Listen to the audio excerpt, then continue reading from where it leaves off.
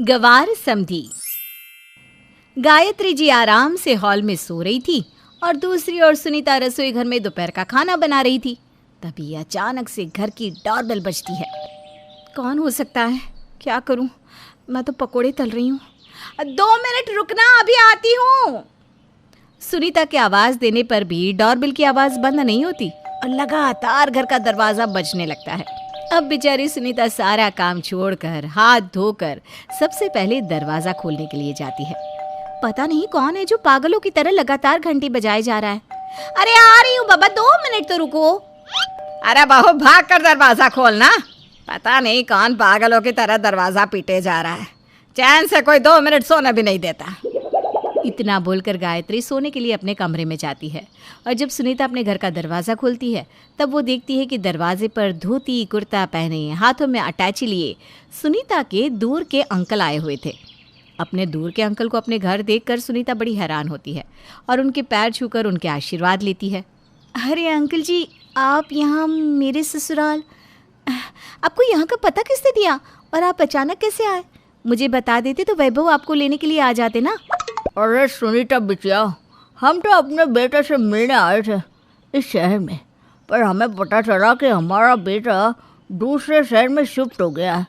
फिर हम तुम्हारे पिता को फ़ोन किए तो वो बताया कि हमारी बिटिया का ससुराल भी यहीं है, तो हम सोचे कि तुमसे मिलते जाते हैं। ये तो आपने बहुत अच्छा किया अंकल जी। आइए ना, अंदर आइए। सुनीता अपने मिश्रा अंकल के हाथों से सामान लेकर उन्हें अंदर ले जाती है। कुछ देर बाद वो अपनी सास को बाहर बुलाती है और मिश्रा अंकल को अपने घर वालों से मिलवाती है। अंकल जी, ये मेरी सास है गायत्री देवी, और आपकी दामाद जी अभी ऑफिस में है, रात को घर आएंगी।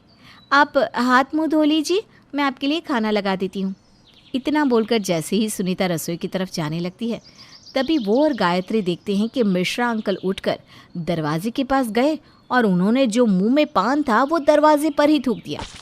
ये देखकर गायत्री को बहुत गुस्सा आता है, पर बेचारी चाहकर भी कुछ नहीं कह पाती क्योंकि सुनीता ही अपने अंकल से कहती है, अंकल जी, यहाँ पर थूकना मना है।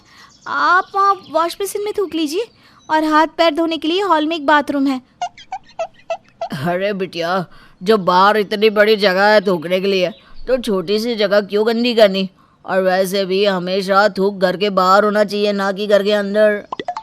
मिश्रा की ये बात सुनकर ना तो सुनीता कुछ बोल पाती है और ना ही गायत्री। अब इसी तरह से पूरा दिन निकल जाता है और मिश्रा एक कमरे से दूसरे कमरे में जाकर सामानों को छूते छेड़ते और उसके बारे में गायत्री देवी से पूछते। समझन जी, वैसे घर तो बहुत बढ़िया बनाए हो तुम, पर घर में बहुत सी ऐसी सुख सुविधा की चीज़ें हैं जो हमारे पल्ले नहीं पड़ रही। जैसे कि तुम्हारा बिस्तर बड़ा मुलायम है। अरे कैसे बनवाया इतना मुलायम बिस्तर? समधी जी, से गद्दा कहते हैं। मार्केट में आराम से मिल जाता है, अब तो गांव में भी मिलता है। वैसे आप मेरी बहू के रिश्तेदार हैं, पर मैंने आपको देखा नहीं कभी। क्या रिश्ता है आपका मेरी बहू से? अरे समझन जी, सुनीता बेटी हमारी अपनी बेटी है। सुनीता के पिता हमारे भाई के दोस्त हैं। अब बताइए कितना नज़दीकी रिश्ता है। अगर ऐसे में हम बिटिया के दरवाजे से घूम जाते हैं तो बिटिया को कितना बुरा लगता। सच में समधी जी, बहुत करीबी रिश्ता है आपका। अब जाकर आप अपने कमरे में सो जाइए, आपका कमरा भी इसी तरह से है। अरे समझन जी, हमको कमरे की कोनो ज़रूरत ना है। आज दिन में हम जिधर बैठे थे उधर ही सो जाएंगे। और वैसे भी ना हमको इस मुलायम बिस्तर की आदत ना है, हम तो फर्श पर सोना पसंद करते हैं। इतना बोलकर मिश्रा जी फर्श पर जाकर सो जाती हैं और सारी रात लंबी लंबी खर्राटे मारते हैं। क्योंकि गायत्री का कमरा हॉल के नज़दीक था, इसलिए गायत्री पूरी रात नहीं सो पाती और अगली सुबह भी मिश्रा जी सुबह के 5 बजे ही उठकर घर में भजन पाठ करने लगते हैं। हरे कृष्णा कृष्णा कृष्णा हरे हरे। मिश्रा की आवाज़ से पूरा घर उठ जाता है और गायत्री को अपनी इस दूर के गवार समधी की इन हरकतों पर बहुत गुस्सा आता है, पर बेचारी गायत्री कर भी क्या सकती थी। तो वहीं दूसरी ओर सुनीता भी अपने अंकल से परेशान हो चुकी थी। अब इसी तरह से कुछ दिन बीत जाते हैं और एक दिन मिश्रा जी गली के सारे बच्चों को घर में बुला कर ले आते हैं और सुनीता से कहते हैं, अरे सुनीता बिटिया, यह सारे ना हमारे मित्र बन चुके हैं, रोज इन्हीं के साथ हमारा खेलना कूदना लगा रहता है। इसीलिए हम सोचे कि हम इन्हें अपनी तरफ से दावत दें। तो तुम ना इन सब बच्चों के लिए कुछ लाजवाब खाने को बना दो। क्या? इतने सारे बच्चों का खाना? अंकल जी, मैं इतने सारे बच्चों का खाना अकेले कैसे बनाऊंगी? अरे अरे अरे सुनीता बेटिया, ऐसा नहीं बोलते। बच्चे भगवान का रूप होते हैं, इसलिए अब मुंह मत बनाओ और जाकर खाना बनाओ। गवार आदमी जब से आया है तब से नाक में दम करके रख दिया है। पूरे मोहल्ले के बच्चों को तो ऐसे उठा कर लाया है जैसे कि अपने घर पर दावत दे रहा है। पर कुछ बोल भी तो नहीं सकती, बहू के दूर का रिश्तेदार है। पता नहीं यह आदमी कब जाएगा यहाँ से। ये सब देखकर गायत्री अंदर ही अंदर मिश्रा को कोसती है और मुंह बनाकर अपने कमरे में चली जाती है। तो वहीं बेचारी सुनीता हर समय घर का काम करते करते परेशान हो चुकी थी। अब इसी तरह से 2 दिन बीत जाते हैं और एक दिन मिश्रा जी सुबह घर से निकल जाते हैं और रात के 11 बजे तक घर नहीं आते, जिस वजह से घर के सभी लोगों को मिश्रा की चिंता सताने लगती है। अरे बहू, अपने अंकल को फ़ोन करके पूछ कहाँ रह गए। मेरा तो दिल बैठा जा रहा है। अरे कहीं लापता तो नहीं हो गए? माँ जी, मुझे भी समझ में नहीं आ रहा, इस तरह से बिना बताए अंकल जी कहाँ चले गए। इन्होंने तो मुझे दुखी करके रख दिया है। अब कहाँ ढूंढूं मैं इनको? और उनके पास फ़ोन भी तो नहीं है। सुनीता, तुम्हारे अंकल के पास फ़ोन नहीं था तो मुझे बताना तो चाहिए था ना, मैं अपना पुराना फ़ोन उनको दे देता। अब तुम ही बताओ, मैं उन्हें कहाँ ढूंढूं? वो शहर में नए हैं और पढ़े लिखे भी नहीं हैं। सुबह के गए मिश्रा जी रात के 11 बजे तक जब घर नहीं आते तो पूरा घर परेशान हो जाता है। और वैभव मिश्रा अंकल को ढूंढने के लिए जैसे ही घर से निकलता है, वो देखता है कि मिश्रा अंकल मोहल्ले के कुछ बुजुर्ग आदमियों के साथ पास के पार्क में बैठकर ताश खेल रहे हैं। मिश्रा अंकल जी, आप यहाँ बैठकर ताश खेल रहे हैं? समय देखा है आपने, 11 बज चुके हैं, पूरा घर परेशान हो चुका है। माफ़ करना बेटा, हमारी वजह से तुम सब परेशान हो गए।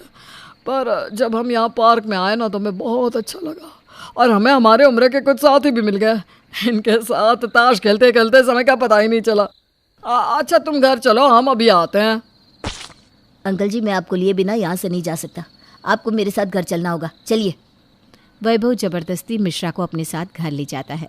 मिश्रा के सोने के बाद गायत्री अपने बेटे और बहू के पास जाती है और कहती है, बहू बुरा मत मानना, पर मैं तेरे इन दूर के रिश्तेदार से बहुत परेशान हो चुकी हूँ। अब तू इनको कह कि ये अपने घर जाए। वैसे भी इन्हें यहाँ आए 15-20 दिन से ऊपर हो चुका है। पर माँ जी, मैं उन्हें कैसे जाने के लिए कह सकती हूँ? अब तो पापा ही कुछ कर सकते हैं, मैं उन्हें ही फ़ोन करती हूँ।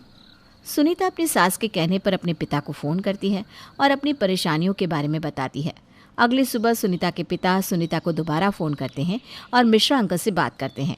सुनीता के पिता से बात करने के बाद मिश्रा जी तुरंत अपनी ट्रेन की टिकट वैभव को निकालने के लिए कह देते हैं। दामाद जी, तुम तो मेरी आज रात की ही टिकट निकाल दो।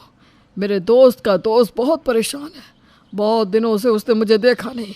एक बार मुझे देख लेगा तो उसकी जान में जान आ जाएगी। पर मैं तुम लोगों से वादा करता हूँ, अगली बार अपने साथ अपने दोस्त और बीवी को लेकर ज़रूर आऊँगा और पूरे 2 महीने रह कर जाऊँगा। इस बार जल्दी जाने की आज्ञा दे दो, माफ़ करना, मैं ज़्यादा दिन रुक नहीं सकता। अरे कोई बात नहीं समधी जी, अब तो आपने घर देख ही लिया है, जब दिल करे आराम से आ जाइएगा। इस घर के दरवाजे हमेशा आपके लिए बंद रहेंगे, मेरा मतलब है खुले रहेंगे।